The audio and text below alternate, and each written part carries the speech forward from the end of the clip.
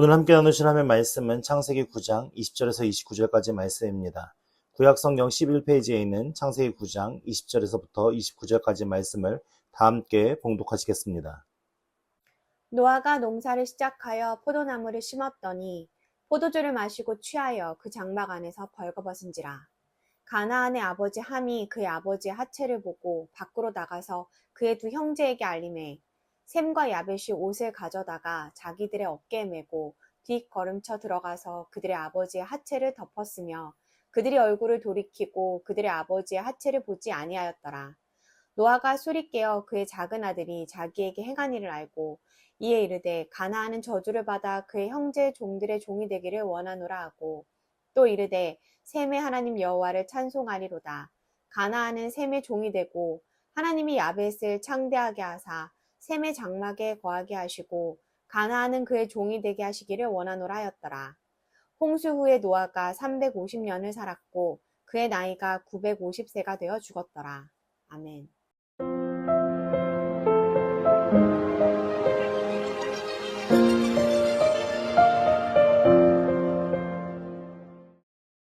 이제 오늘부로 거의 노아의 이야기가 마무리될 것 같은데요. 지난주에 우리가 9장 8절에서부터 이하의 말씀을 통해서 무엇을 살펴보았냐면 하나님께서 노아와 그의 가족들과 모든 생물들 앞에 무엇을 세웁니까? 언약을 세우게 되어지죠. 언약. 그러니까 하나님께서 내가 너희들을 지켜줄게 라고 하면 그냥 약속으로 끝날 수 있는데 언약이라는 건 뭐냐면 이 언약이라는 그 개념 안에는 예를 들어 갈라진다 이런 의미가 담겨져. 이렇게 왜 그러냐면 동물이나 이런 거를 산채로 갈라서 이게 두 개를 갈라 놓겠죠. 그래서 만약에 언약을 파기하면 이 동물처럼 이렇게 죽임을 당할 수밖에 없는 상황이다라는 게 고대의 사람들이 행했던 그 언약 예식이에요. 그러니까 하나님께서 언약을 맺으시는 과정의 일들은 이런 기본적인 이런 상황이 전제되어 있는 거예요. 그러니까 이것이 파기되는 때는 어떻게 되는 거예요? 예, 그러한 일을 당할 수 있다라는 것에 대한 전제가 있는 거거든요. 그러니까 하나님께서는 굳이 그러실 필요가 없잖아요. 사실은 홍수가 난 이유가 무엇입니까? 하나님이 잘못 다스려서 그렇습니까? 아니잖아요. 인간의 범죄함 때문에 그런 거잖아요. 근데 하나님께서는 인간에게 무엇을 지켜라, 무엇을 행하라 라고 얘기하기 전에 무엇을 약속하십니까? 그들에게 어떻게 내가 너를 보호해주고 내가 어떻게 너를 지킬 것이며 내가 너희들에게 어떻게 복을 줄게 라는 것을 먼저 언약을 하신다고요. 그 언약을 통해서 뭘 하는 거예요? 반드시 내가 지킬 거야 하고 약속을 하시는 거죠. 근데 그것을 듣는 당사자들의 입장에서는 어떤 상황이 되어야 되는 거예요? 네, 받아들이고 믿고 따르면 되는 거예요. 그것을 지켜보기만 하면 되는 거예요. 사실은 그게 크게 큰 책임감이 있지 않거든요. 노아와 그의 가족들과 생물들에게는 큰 책임감이 없어요. 그래서 하나님께서 내가 비가 내리면 너희들 무섭지, 두렵겠지. 그래서 내가 비가 내리다가 무지개를 띄울 거야. 무지개를 띄우면 내가 그것을 보고 기억해서 다시는 너희들을 물로 면하지 않을 거야 라는 약속을 주십니다. 그리고 생육하고 번성하라라고 그들에게 허락해 주잖아요. 그러니까 그 모든 것은 사실은 하나님 입장에서는 아무런 유익이 없는 거예요. 다 철저하게 누구를 위한 거예요? 사람들을 위한 거예요. 사실 동물들도 포함되어 있지만 그 중에서 동물들을 위한 거겠습니까? 실질적으로 누구를 위한 거예요? 노아와 그의 가족들을 위한 일인 거죠. 그렇게 하나님의 언약을 받은 노아와 그의 가족들의 삶은 어떠한 삶을 살아야 마땅한 삶일까요? 어떠한 삶을 살아야 마땅한 삶일까요? 자신이 받은 구원에 감사하며 자신들에게 주어진 이제 새로운 삶에 대한 영역 안에서 하나님에 대한 존재를 느꼈잖아요. 그 하나님께서 명령하신 대로 어마무시한 방주를 만들었고 그 하나님께서 명령하셔서 말씀하셔서 방주에 들어갔고 그리고 동물들도 따라 들어왔고 그리고 하나님의 명하실 때에 홍수가 나고 그로 인해서 모든 생물들이 다 죽임을 당하는 그 모든 광경을 직접 목격하고 경험한 이가 누구예요? 노아와 그의 가족들이잖아요. 그러니까 노아와 그의 가족들은 누구를 분명히 알고 있어요? 하나님에 대해서 알고 있겠죠. 그 하나님에서 알고 있는 자들, 그 하나님으로 말미암아 구원받은 자들, 그럼 그들의 삶은 어떤 삶이 되어야 할까요? 우리가 기대하는 바로는 정말 하나님을 사랑하고 그 하나님을 열심히 섬기며 예배하며 그렇게 하나님 앞에서 아름답고 거룩한 삶을 살 것 같지만 자, 오늘 말씀으로 돌아와서 20절에 노아가 농사를 시작하여 무엇을 심었어요? 포도나무를 심었다고 합니다. 제가 설교 준비하면서 굳이 왜 포도나무였을까? 라는 게 의문이었어요. 여러분 왜 포도나무를 심었을까요? 그러니까 제가 어떤 책이나 막 자료들을 찾아봤는데 왜 포도나무를 심었을까라는 얘기는 아무것도 없더라고요. 그러니까 그런 자료를 제가 있을 텐데 못 찾은 걸 수도 있겠죠. 근데 어쨌든 간에 제 마음속에는 농사를 시작하면 사실은 우리가 벼농사나 밀농사나 이런 걸 해서 이제 우리의 주식을 공급받을 수 있는 것을 하는 게 중요하잖아요. 그래, 농사를 시작하여 라는 말을 통해서 물론 그런 농사를 졌을 수도 있겠죠. 근데 중요한 거는 그런 농사에 대한 것이 중요하게 거론된 게 아니라 무엇이 중요하게 거론됩니까? 포도나무라는 게 거론이 되어집니다. 그럼 왜 포도나무를 심었을까요? 직관적으로 우리가 딱 말씀을 본다면 왜 포도나무를 심었을까요? 21절 말씀에 말하잖아요.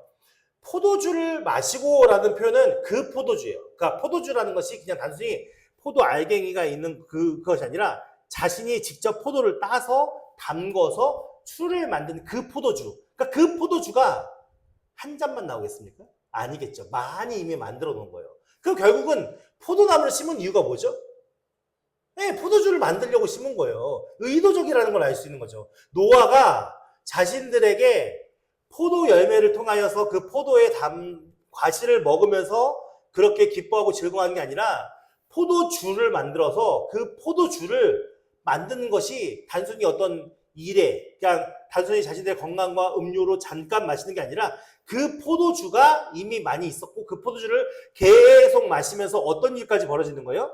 취했어요. 그러니까 취한다는 것은 얼마나 취한 거예요? 그의 장막 안에서 어느 정도요? 옷이 다 벗겨져서 마실 정도. 그러니까 술을 마시면 몸에서 열이 나잖아요. 그러니까 그 술을 많이 마시면서 자신도 흥분해서 그 모든 옷을 벗어버렸는데도 그 벗은 것조차도 인지하지 못하고 그렇게 장막 안에서 술 취할 정도로 술을 마셨다는 거예요. 그럼 노아는 왜 그렇게 술을 마셨을까요? 왜 그렇게 술을 마셨을까요? 보통 일반 우리가 상식적으로 우리가 술을 많이 경험하지 못하니까 우리는 다 잘 이해하지 못하지만 일반적으로 사람들이 술을 마실 때 어떨 때 술을 마시죠? 괴로운 일이 있거나 힘든 일이 있거나 기쁜 일이 있을 때 마실 때도 있지만 기쁜 일이 있을 때는 어떻게 하죠? 다 같이 마시잖아요. 근데 지금 누구만 있는 거예요? 지금 누구만 술 취해 있는 거예요? 노아 혼자만 술 취해 있는 거잖아요. 다른 가족들은 없잖아요. 그러니까는 이 노아가 분명히 좋은 일로 마신 건 아닌 것 같아요. 그렇죠? 그렇게 우리 추론해 볼 수 있겠죠? 어쨌든 간에 노아는 이렇게 포도주를 마셨고 그 포도주가 자주 마시는 것을 통해서 술 취할 정도로 자신의 어떤 제어할 수 없게끔 그렇게 온몸에 옷이 벗겨진 상태도 모르는 상태에서 그렇게 술을 마시는 그런 지경에 이르렀는데 보시면 노아는 원래 하나님 앞에 어떤 자라고 했습니까? 의인이요? 완전한 자요? 하나님과 동행하는 자라고 했어요. 언제요? 홍수 이전에요. 홍수 이전에 노아의 평가는 의인이요? 완전한 자요? 하나님과 동행하는 자. 근데 이게 지금 의인이요? 완전한 자요? 하나님과 동행하는 자의 모습입니까?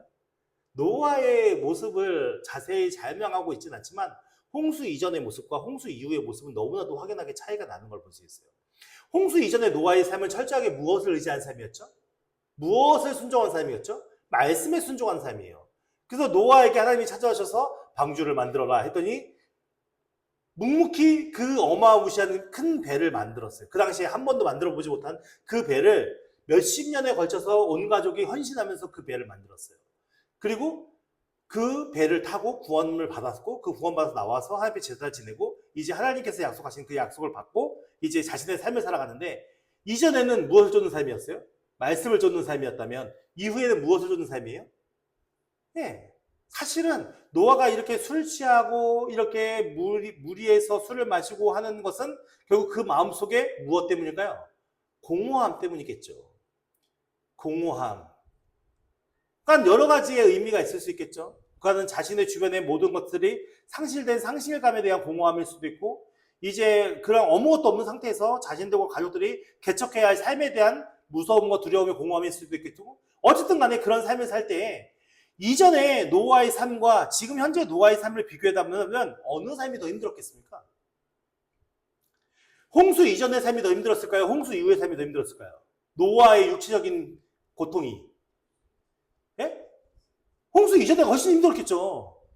생각해보세요. 홍수 이전에 그렇게 그 배를 만들려면 보통 노동으로 되지 않잖아요.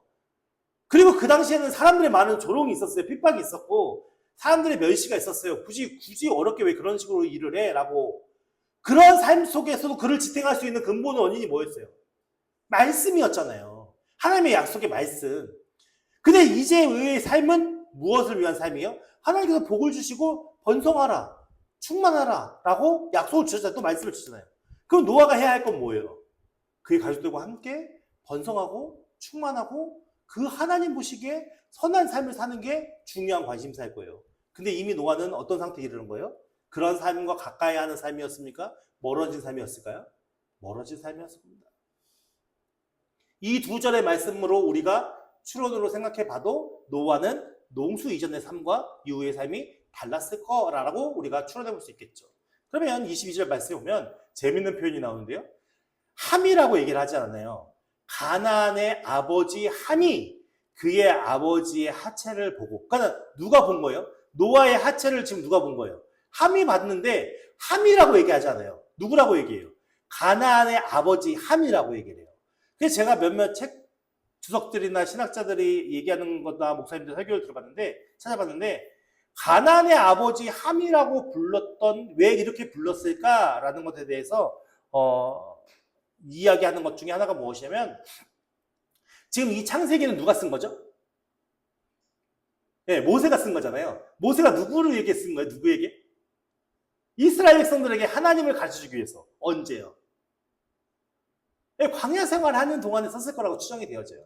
그러니까 어떤 학자들은 이제 모세가 시내산에서 율법을 받고 나와서 이 글을 썼을 거라고 추정한 사람도 있고 다양하게 있지만 어쨌든 간에 이 글은 하나님이 어떤 분이신지를 알려주기 위해서 이 창세기의 내용을 모세가 하나님 앞에 계시를 받아 기록한 걸 거 아니에요. 근데 이스라엘 백성들은 지금 어디를 향해 나아가고 있어요? 어디를 향해 나아가고 있어요? 가나안 땅을 향해 나아가고 있잖아요. 그 가나안 땅의 가나안의 의미가 이 가나안인 거예요. 이해가 되십니까? 그러니까 지금 이들은 가나안 사람들이 살고 있는 그 땅을 차지하기 위해서 가는 여정이에요. 그런데 사람들이 생각해 보세요. 어느 집에 누가 이미 살고 있는데 내가 그 집을 뺏으러 가. 그럼 마음이 편하겠습니까? 아니죠. 그 집을 왜 뺏어야 하는지를 알아야겠죠. 그 집을 왜 내가 차지해야 되는지를 알아야 될 거 아니에요. 그래서 그 가나안의 의미를 설명하기 위해서 여기에 함의 이름 앞에 가나안의 아버지 함이라고 표현했을 것이다 라고 이야기하는 학자들도 있어요. 또 다른 것은 무엇이냐면 노아의 하체를 함만 보는 것은 아닐 것이다. 여기서 가나안의 아버지 함이라는 표현이 쓰여진 걸 보면 가나안과 함이 같이 그 노아의 하체를 보는 것이 아니냐라고 주장하는 학자들도 있어요. 근데 무엇이 정확히 옳은지는 알 수 없지만 아무튼 간에 여기서 이제 가나안의 이름이 등장을 하고 함이라는 사람 둘째 아들 함이 등장합니다. 근데 이 가나안과 함은 그 노아의 거하는 그 공간에 들어가서 무엇을 봅니까? 술 취해서 옷을 벗고 있는 할아버지고 아버지잖아요. 할아버지고 아버지의 그 모습을 봅니다. 실상 누가 잘못한 겁니까? 본 사람이 잘못합니까? 그러고 있는 사람이 잘못한 겁니까? 그러고 있는 사람이 잘못한 거죠. 그러니까는 멀쩡하게 계실 거라고 생각하고 문을 열고 들어갔겠죠. 장막에 들어갔겠죠. 하지만 이제 노아가 술 취해서 옷을 벗고 있는 상황이었으니까. 사실은 그것을 그냥 직관적으로 봤을 때는 별 문제가 되지 않습니다. 그죠? 근데 그 모습을 보고 나가서 어떤 일을 하죠? 밖에 나가서 두 형제에게 알리다라는, 이 알리다라는 말에는 뭐 배신하다, 고발하다, 이렇게, 그런 의미가 담겨져 있거든요. 그러니까는 단순히 두 형제에 가서, 아버지가 그냥 술 취해가지고 옷을 벗고 누워 계셔. 라고 그냥, 팩트만 얘기하는 게 아닌 거죠. 어떻게 아버지가 그럴 수 있냐. 그러니까 그 아버지를 대상으로, 고발하고 배반하고 이런 의미가 담겨진 상황에서 지금 두 형제에게 아버지의 실수와 아버지의 어떤 연약함에 대해서 막 폭로하고 있는 거예요. 근데 이것이 하나님 보시기에 좋을까요? 성경에 보면은 하나님에 대한 계명, 10계명에 하나님에 대한 계명이 1계명부터 4계명이고 5계명부터 10계명이 사람들과의 관계 속의 계명이에요. 가장 첫 번째 나오는 계명이 뭡니까? 내 부모를 공경하라예요. 그러니까 내 부모를 공경하라 하는 의미에는 어떤 의미가 담겨져 있는 겁니까? 잘 섬기는 거죠. 그러면은 아버지와 어머니 허물도 어떻게 하는 거예요? 잘 덮어주라는 겁니다. 근데 지금 어쨌든 함 혼자만 본 건지 가나안과 함이 같이 본 건지 알 수는 없지만 어쨌든 간에 함이 본 것은 맞는 것이고 그 함이 본 것을 자신들의 형제에게 알리는데 그 알리는 의미가 아주 긍정적인 의미로 그 아버지의 연약함과 실수를 덮어주기 위해서 알려주는 게 아니라 어떻게 해요? 악의적인 마음을 받고 고의적인 마음으로 알렸다는 거죠. 그렇다면 이 함의 성정이 어떻다는 걸 우리가 알 수 있는 거예요. 함의 성정이 이때만 이랬을까요? 이때만 그랬을까요? 아닐 겁니다. 이미 대부분의 학자들은 노아와의 관계가 그렇게 좋지 않았을 것이라고 추정이 되는 거예요. 왜냐하면 뒤에 나오는 내용들을 보면 보십시오. 이렇게 알렸으니까 23절에 셈과 야벳, 첫째와 셋째는 옷을 가져다가 자기들의 어깨에 메고 뒷걸음질 쳐 들어가서 그들의 아버지의 하체를 덮음에 그러니까는 옷을 이렇게 한쪽에 매가지고 거꾸로 뒤로 이렇게 들어가서 아버지에게 이렇게 씌워준 거예요. 보지 않고 덮어준 거잖아요. 그리고서 그들의 얼굴을 돌이켜 그의 아버지 하체를 보지 아니하였더라. 그러니까 하체를 보는 게 봤다면 아버지로 하여금 수치심이 될 수 있잖아요. 그러니까 그것을 최대한 배려하는 마음으로 그렇게 행동을 한 거예요. 그러니까 24절 말씀에 그렇게 한 이후에 노아가 이제 술이 깼겠죠. 깨어나서 무엇을 알기 시작해요? 자기가 옷이 다 벗겨져 있는데 무엇인가 하나가 덮여져 있어요? 그러면 누군가 와서 덮었다는 얘기겠죠. 그럼 노아가 그 상황이 어떻게 된 건지 알아보려고 했겠죠. 그러니까 알아보니까 어떤 일이 벌어져요? 그의 작은 아들이 자기에게 행한 일을 알고 작은 아들이 둘째 아들을 얘기하는 거거든요. 둘째 아들이 자기에게 행한 일을 알게 되죠. 알게 되었을 때 노아가 하는 말을 보세요. 이에 이르되 가나안은 저주를 받아 그의 형제들의 종들의 종이 되기를 원하노라 하고. 그러니까 함이 했잖아요. 근데 왜 가나안 보고 저주를 해요? 그리고 실수는 자신이 한 거잖아요. 술 마시고 옷을 벗고 있었던 거는 자신의 잘못이잖아요. 그렇잖아요. 아버지의 장막에 누구든지 들어갈 수 있잖아요. 아들이라면. 그럼 본인이 벗고 있었던 본인 실수인데 어떻게 저주라면 형제의 종들의 종이 되기를 원한대요. 그러니까 종들의 종이 된다는 얘기는 가장 천한 종이잖아요. 왕 중에 왕이 가장 좋은 왕이고 지혜자 중에 지혜자가 가장 지혜 있는 사람인 것처럼 종들의 종이라는 얘기는 종들 가장 천한 종을 얘기하는 거잖아요. 이렇게 저주를 한다고요. 노아가. 그랬는데 노아가 즉흥적으로 순간적으로 이 사건만을 통해서 화가 나서 분노 조절자가 있어서 야 너는 종들의 종이 돼야 돼 라고 저주했을까요? 그러진 않았을 거예요. 그러진 않았을 거예요.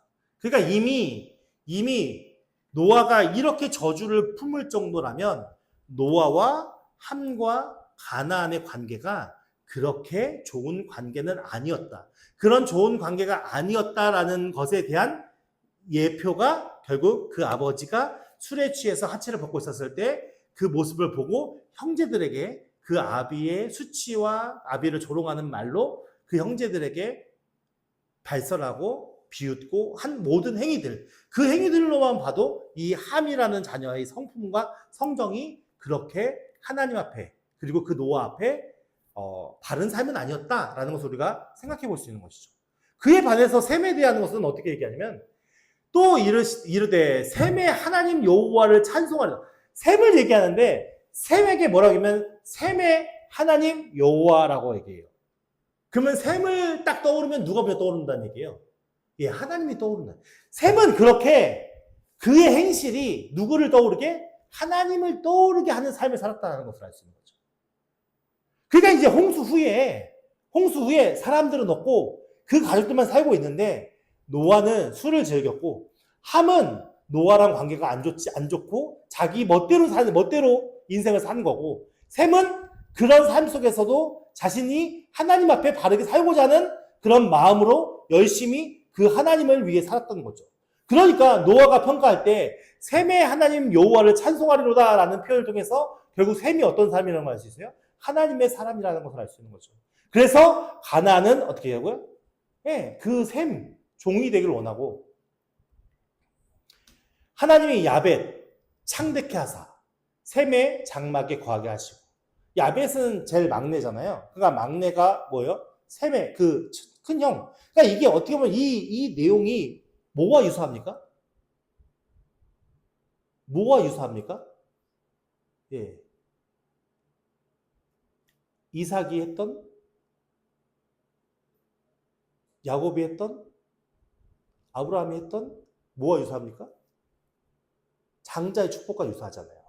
그 자녀들에게 마지막에 어떤 유언처럼 기도해주는 그 장면과 한 명 한 명씩을 거론하면서 복을 주기를 원한다라는 그 표현이 비슷하잖아요. 그러니까 지금 노아는 각 자녀들에게 무엇을 얘기하는 거예요? 그냥 단순히 자신의 분노의 감정을 쏟아서 함과 가나안을 저주하는 그런 것이 아니라 그 자녀들의 삶이 어떻다라는 것을 지금 하나님이 이삭에게, 야곱에게 축복했던 것처럼, 이삭 장자의 축복권을 야곱에게 축복하고 또 뭐죠? 갑자기 생각했네. 에서에게 얘기했던 것처럼 그런 것처럼 야곱이 자신의 12아들을 불러다 놓고서 다 한 명씩 한 명씩 기도하잖아요. 축복하면서. 그런 것처럼 지금 노아가 자신의 아들들에게 지금 무엇을 하는 거예요? 하나님의 그 말씀을 따라해서 자녀들에게 축복하는 기도로 이렇게 선언하는 거나 마찬가지의 장면이라고 생각이 되어지는 거죠. 그러니까 우리가 삶을 살아갈 때에 우리가 믿음 안에 사는 것이 얼마나 중요한 것이고 그 믿음 안에 살아갈 때 우리의 행실이 얼마나 중요한가를 알 수 있는 거죠. 그러니까 평가하는 사람들 아무도 없어요. 가족들밖에 없잖아요. 사실 가족들밖에 없으니까 더 어떻게 살 수 있어요? 막 살 수 있는 거죠. 왜냐하면 다른 사람들이 있으면 그 사람들의 시선을 의식하지만, 그러니까는 함은 가족들의 시선조차도 의식하지 않는 자였고, 셈은 어떤 사람이었습니까? 매 순간순간 하나님을 인지하고 의식하는 자였고, 노아는 어떤 사람이라는 걸 알 수 있어요? 노아는 약간 하나님의 은혜를 쫓아 사는 것보다는 자신들의 공허한 마음을 포도주로 달래가면서 살았던 삶의 모습이라는 걸 알 수 있고, 이 야벳은 어떤 사람이라는 걸 알 수 있어요? 열심히 셈을 쫓아 함께 지냈던 자라는 것을 알 수 있는 거죠. 그렇기 때문에 야벳에게는 뭐라고 말씀합니까? 셈의 장막에 거하게 하시고 가나안은 그의 종이 되게 하시기를 원하노라 라고 하면서 가나안, 함의 자손이었던 그 가나안은 저주를 받아서 이렇게 하나님의 그 노아의 자녀들의 종이 되기를 원하노라 라는 말씀이 누구 때요? 이미 노아 때부터 선언되어졌다. 그러니까 노아의 그냥 선포가 아니라 노아를 통하신 하나님의 선언이라는 것을 알 수 있겠죠. 그걸 지금 누가 듣는 거예요? 이스라엘 백성들이. 그러니까 그 이스라엘 백성들은 어디를 향해 나아가야 되는 거예요? 가나안을 향해서.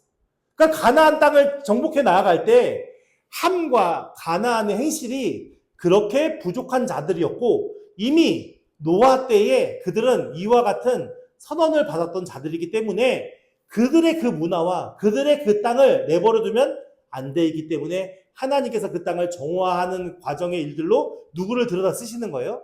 이스라엘 백성들을 들여다 쓰시는 거기 때문에 그들은 이 하나님의 말씀이 성취되는 그 과정들 속에 자신들의 모든 터전을 잃어버리고 그 땅을 누구에게 내어줘야 되는 거예요? 하나님의 백성들에게 내어주는 그 과정의 일들을 겪게 하시기 위한 예언의 말씀으로 오늘 말씀이 주어진 것이죠. 노아가 하는 것 같지만 실상은 노아가 하는 겁니까? 아니요. 하나님이 하시는 겁니다. 그럼 오늘 우리의 삶이 참 재밌는 건요. 노아의 삶이 구원받기 이전의 삶이 더 하나님 앞에 의인의 삶이잖아요. 근데 구원받은 이후의 삶은 더 부족한 삶이잖아요, 사실은. 근데 하나님께서 노아 책망하셔요? 아무 책망 하지 않으세요. 그래도 하나님의 은혜로 노아는 자신의 수명이 350년을 더 살아서 950세까지 살아요. 그러니까 하나님의 은혜로 사는 거죠, 사실은. 그러니까 노아의 행실도 사실은 옳다고 볼 수 없는 거잖아요. 그 모든 원인 제공을 한 건 노아니까. 근데 함의 삶, 가나안의 그들에 대한 평가는 결국 그 나머지 형제들의 종이 되길 원한다라는 것이 누구의 마음이라고요? 하나님의 마음이라고. 함에게는 하나님의 그 은혜가 없었습니까? 이미 함이 노아의 아들로 태어나는 순간 구원받은 백성의 조건과 모든 것이 그 함에게 주어지는 거잖아요. 그게 실질적으로 구원받았어요. 그럼 구원받은 자의 삶은 어떤 삶이어야 됩니까? 하나님 앞에 내가 구원받은 것에 대한 감사와 기쁨으로 우리의 삶이 그 하나님이 기뻐하시는 은혜의 자들의 은혜의 모임으로 세워지기 위해서 각자가 헌신하고 노력하고 하나님을 향한 믿음을 가지고 나아가야 함을 볼 수 있는 것이죠. 근데 함의 삶은 결국 가나안의 삶은 무엇이라고 볼 수 있습니까? 결국 자신이 하나님 앞에 그렇게 구원의 은혜를 받았음에도 불구하고 자신의 욕망과 자신의 이기적인 마음을 위한 삶이었기 때문에 그 삶 속에서 결국 어떻게 되는 거예요? 예, 하나님의 저주를 받을 수밖에 없는 삶으로 그의 삶이 변화될 수밖에 없는 거예요. 그에 반해서 셈은 어떻습니까? 셈은 누가 봐도 하나님과 함께하는 자야 라고 가족들이 평가해 주는 거예요. 그러니까 그 평가를 통해서 그 하나님께서 그 하나님을 위해 살아가는 자에게 복을 주시지 않겠습니까? 그것을 노아의 입술을 통해서 선포케 하시는 거잖아요. 그러니까 오늘 우리의 삶이 단순히 하나님 앞에 예수님으로 인하여 구원받았다. 그런데 나는 막 살아도 돼. 이게 맞을까요? 무조건 내 욕심과 이기심을 위해 살아야 돼. 이게 맞을까요? 아닌 거죠. 우리의 본질적인 우리의 위치와 포지션을, 정체성을 명확하게 알지 못하면 우리는 너무 많은 오해들로 우리의 삶을 나쁜 방향으로 변질시켜 갈 수 있는 요소가 우리 안에 너무 많은 거예요. 사실은요, 구원받은 자들은 다른 사람이 죽은 거에 대해서 원망할 수 있을까요? 다른 사람이 죽은 거에 대한 그 책임을 하나님께 돌릴 수 있을까요? 아니잖아요. 사형수가 감옥에 갇혀서 있다가 나 혼자서만 사면당해서 나왔는데 다른 사람들 사형당했다고 내가 국가를 상대로 왜 그렇게 했습니까? 따질 수 있을까요? 아니잖아요. 그러면 그 사형수는 어떤 마음을 갖고 살아야 합니까? 내가 사명받은 것에 대한 감사함을 살아야 되는 거죠. 그게 가장 기본적인 마음이잖아요. 근데 우리는 그 기본적인 것이 마땅하다고 생각하면 안 된다고요. 하나님 앞에 구원받은 것이, 하나님이 예수 그리스도의 보혈의 피로 우리가 구원받은 것이 당연하다고 생각하면 안 된다고요. 이해가 되십니까? 당연하지 않은 거예요. 너무나도 많은 희생이 있었고요. 너무나도 큰 사랑이 있었던 거예요. 그렇다면 우리는 우리가 구원받은 것에 대해서 어떤 마음으로 살아야겠습니까? 감사하고 기뻐하고 즐거워하면서 나를 구원하신 하나님을 향한 믿음으로 우리 가족을 세우고 우리 공동체를 세우고 우리와 함께하는 사람들이 누구를 볼 수 있게요? 그 전능하신 하나님을 볼 수 있게 노력하는 자들이 되어야 할 거 아니에요. 결국 여기에 차이가 있는 겁니다. 노아의 삶이 망가진 이유는 무엇일까요? 상실감만 바라보니까 망가지는 거죠. 하나님을 바라봤으면 망가졌을까요?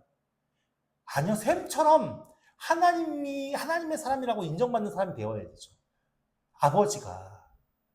아버지가 그렇게 가정을 이끌어가야 그의 자녀들도 그렇게 갈 수 있잖아요. 근데 그 중에서 하나님의 은혜 가운데 장자였던 셈은 셈의 하나님을 찬송하리로다라는 고백을 통해서 우리가 무엇을 알 수 있습니까? 그의 삶이 얼마나 하나님을 향한 믿음의 삶이었다는 걸 알 수 있는 거죠. 오늘 우리가 바라봐야 할 믿음의 시각과 우리가 바라봐야 할 마음의 가짐이 어떤 것인지를 우리가 말씀을 통해 깨닫기를 소망합니다. 그래서 이제는 우리가 당연하다고 생각하면 돼요. 우리가 교회 오는 거 당연하다, 찬양하는 거 당연하다, 예배하는 거 당연하다, 내가 성경 보는 거 다 기도, 이렇게 생각하시면 안 돼요. 그것이 얼마나 많은 희생의 대가 아래서 우리에게 주어진 일인지를 우리 모두가 깨닫고 그 속에서 우리 안에 구원의 은혜가, 그 구원이 얼마나 기쁜 일이고 그것이 얼마나 우리에게 감사한 일인지를 잊지 않는 자들이 되어야 돼요.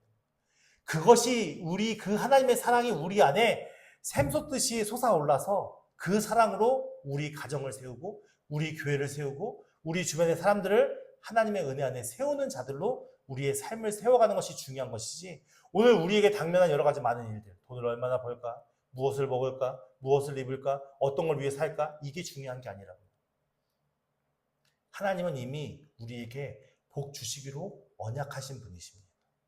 우리를 멸하지 않게 하기 위해서 그 하나님의 사랑으로 붙드시겠다고 언약하신 분이라고요. 그거는 내가 지키는 게 아니라 누가 지키시는 거예요? 하나님께서 지키시는 거예요. 그런 하나님의 사랑을 오늘 우리가 외면한 채 살아간다? 그것이 얼마나 하나님의 큰 죄악임을 우리가 깨달아야 하는 것이죠. 그 하나님의 사랑을 잊어버린 채 살아간다? 그것이 얼마나 우리를 무지하게 만드는 일인지를 우리가 깨달아야 하는 것이죠. 절대 잊어버리지 마십시오.